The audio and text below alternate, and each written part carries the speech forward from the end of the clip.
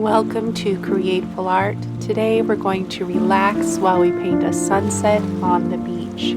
The ocean is one of my favorite places to unwind.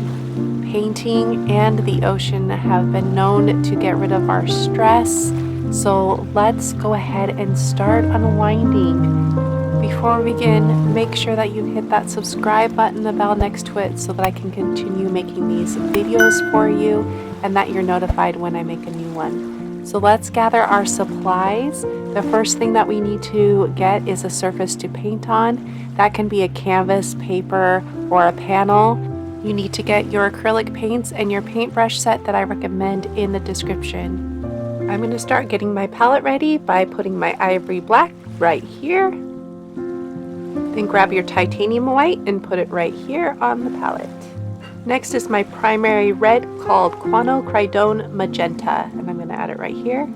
Next I grab my primary yellow. I'm using yellow azo, but you can use your cadmium yellow. My primary blue is Pthalocyan Blue, and I'm going to go ahead and put it on my palette right here. So now I have my 5 main colors that will mix and make all the other colors that we'll be using. First I'm going to mix my blue with some black and a tiny little bit of red. I mix that up real good, and then I check to see if that matches the color that I want. If you would like the printable that goes along with this lesson that shows you the colors you're matching, then go ahead and become a Createful Art member. I'll put a link right here and in the description. Next, I'm going to mix white with that blue to lighten the color.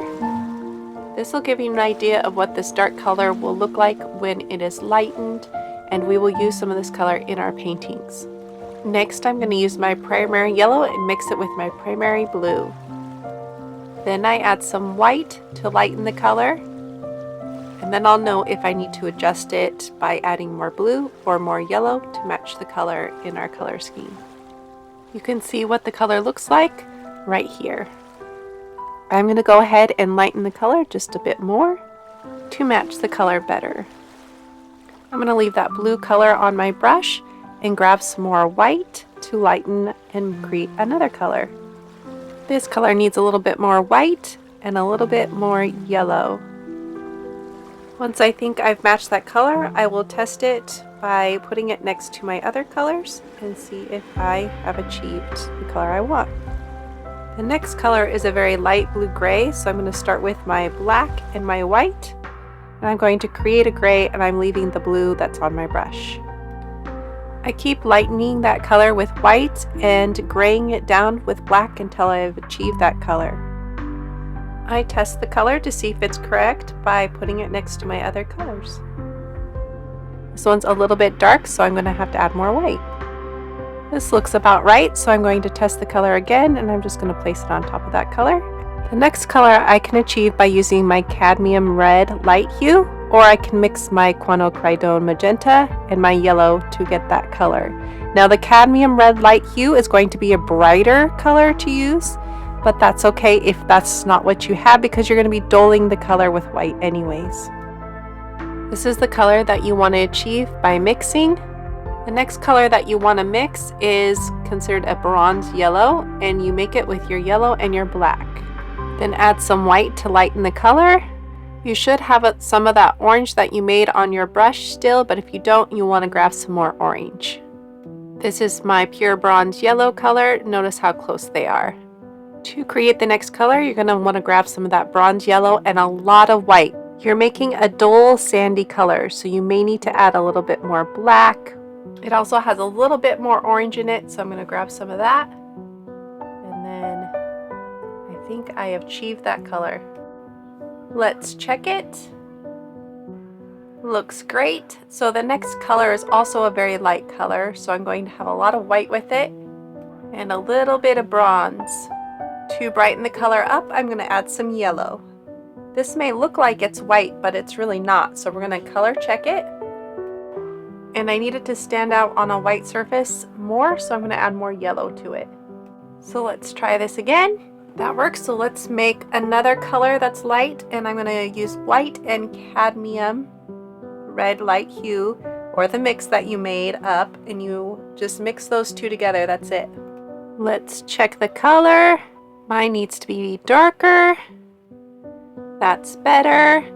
Now the last color is very easy to create as well. All you do is add white to your Quinacridone Magenta to get a pink color.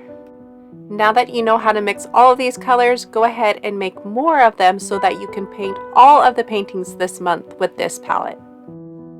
To paint the sky, grab your 1-inch flat brush and your coral color, and you're going to start there at the lower third and just create a line across.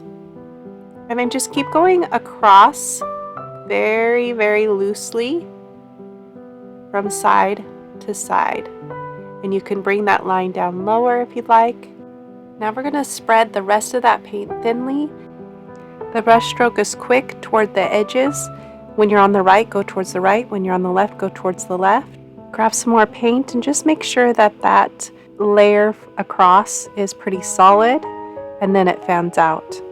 Now your painting does not have to look exactly the same as mine. Now we take that color and we fan out at the bottom, starting on the right, the lower right corner, and then you move your brush stroke down, just straight down, and then as you go towards the side, you twist your brush a little bit and then fan out to the side. Go ahead and clean your brush in your water, and then you want to grab your blue. Now you're looking for that blue that you made, the dark blue, and adding white to it. So what I'm doing right now is I'm just fanning the blue in. So from the edges, just like I did before, I'm going to fan in from the side. And honestly, the brush strokes don't really matter. This is a fun, playful way to paint. We're not trying to paint realistic, we're just getting some brush strokes down. So concentrate on the white area. You can put in little fun brush strokes like I just did. Now with this, you want to create a line across. So try to make it as straight as possible. You can use a piece of paper to help you, and then pull down with that blue. Then across when you get to the side here. So just on the edge, just pull in like that. On the right here, I'm going to use the edge of my brush and just go across a few streaks like this. It looks like ocean in the distance, and then pull down going the same direction that I did with the peach color. Now I'm going to move down to my smaller flat brush. I'm grabbing my white and I'm going to create a cloud here. Again, this is a very loose, playful way to paint, so you don't have to get it exactly the same as mine. But if you want to get my reference photo to help you, go ahead and become a member. If you are already a member, go ahead and grab that reference photo to help you. So notice on the left where it's more white, I had more on my brush. And then when I go to the right with less paint, because I've already placed it down, it will blend with that blue a little bit more. The white side of the cloud looks like the light is hitting it, and that's what we want. So I'm going to use a little bit of white just to blend here, right up next to that cloud. The reason why I'm doing that is because the sky gets lighter as you get closer to the horizon. So I'm going to pull some of this light blue in here and pull it down. I can also grab my light blue over there and add some into the pink or the coral color. I don't clean my brush and I just grab some pink, and look at how this color mixes with the blue to make a little bit more of a purple color. And I'm moving my brush in a circular motion, and that's helping me blend that color in. I can also take a little bit off my brush so that it's not too strong when I add it on. This creates that soft look to the clouds. So I'm going to go ahead and add some of that pink color over here on the left as well to make a cloud and blend up into that blue. So starting at my peach and blending into the blue. Now I'm discovering right now that I have these brush marks, these straight lines here that I don't want. So I'm going to grab my filbert brush.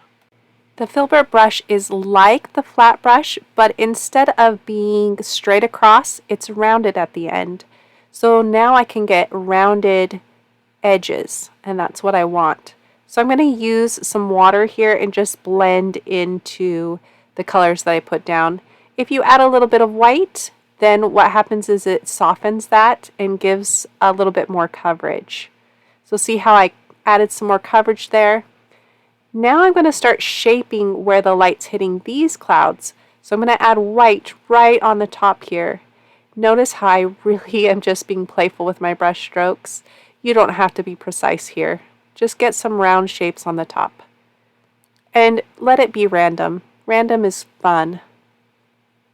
So I'm going to soften the edges of some of this cloud as well.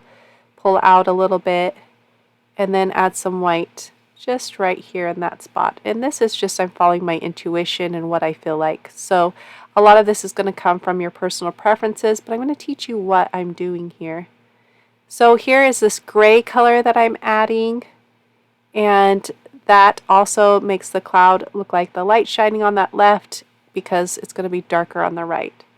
I'm going to add some of that peach color in there and blend it throughout. I grabbed my other brush because I want to have the same brush stroke that I had on that cloud at first. I don't want to change that.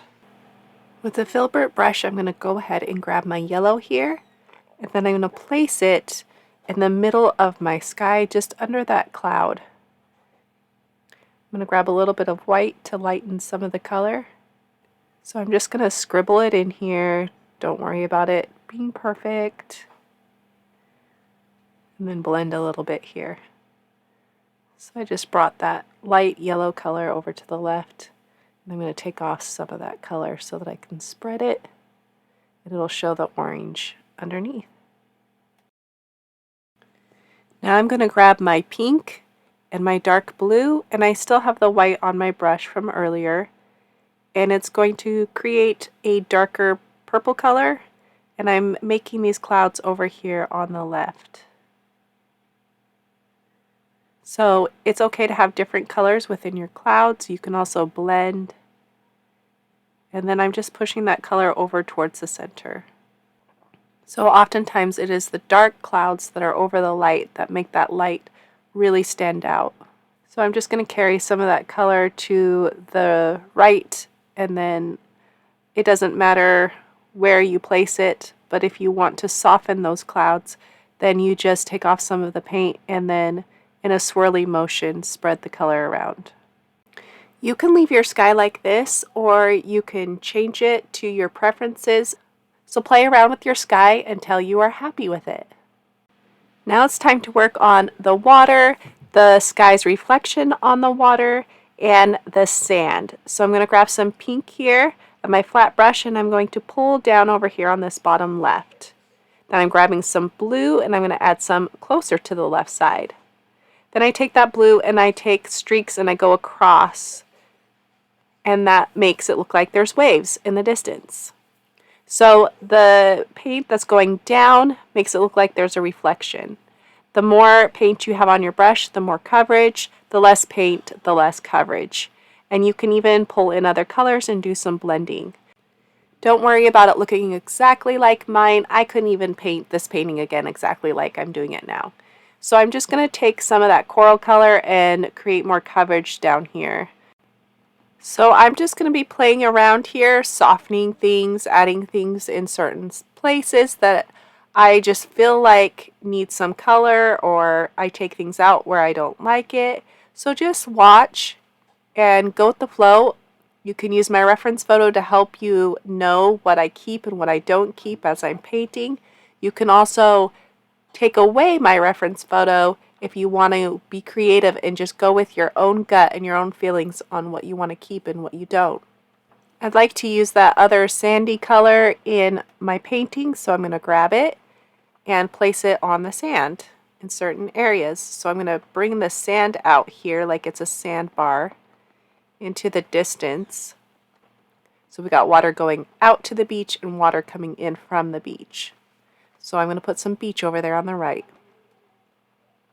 So I need to put some blue down, and then I'm going to make it look like a reflection in this water. So I'm going to pull down.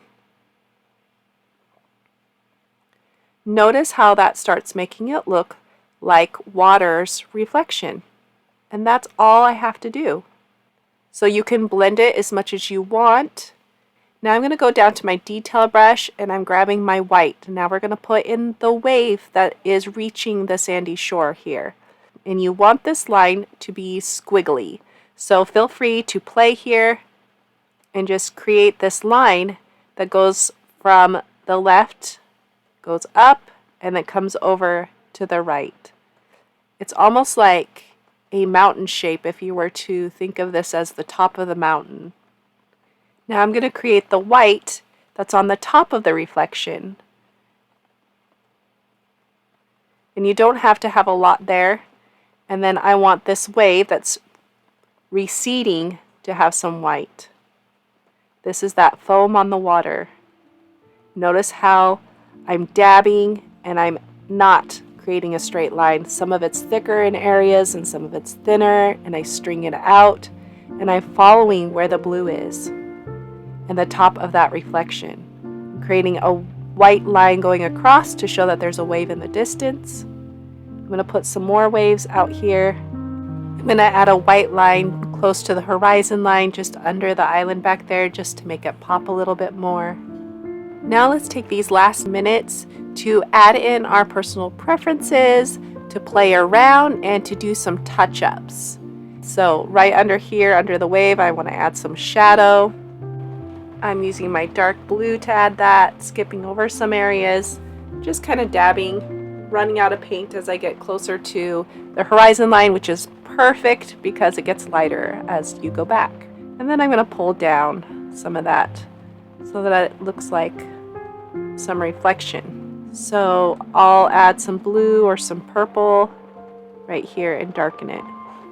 I encourage you right now to just play around, look at things, look at the painting and put in your personal preferences. If you want to change something, change it. If you want to add something, add it.